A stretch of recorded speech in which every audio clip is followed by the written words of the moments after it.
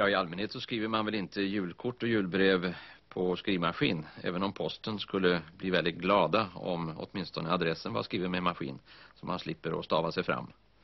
Men allt fler människor börjar att skaffa sig skrivmaskiner och skriva väldigt mycket. Och alltid skriver man fel. Men här har kommit en liten fiffig uppfinning från Tyskland som vi ska visa er. Här har vi det här nya färgbandet. Svart och vitt. Ni ska strax upptäcka varför det är så. Vi sätter i det i maskinen. Och det ska kugga in ordentligt så att maskinen kan ställa om bandet rätt när det har kommit till sin slutpunkt. Så där. Och så skriver vi då.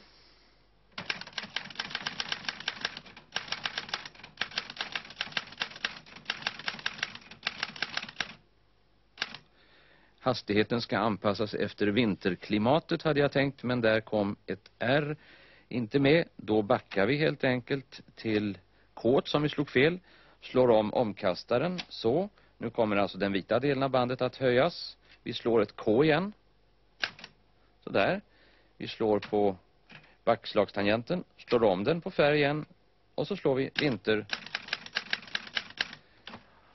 Och där har vi det hela snyggt och prydligt. Hastigheten ska anpassas efter vinterklimatet. Och det kan man ju tänka sig.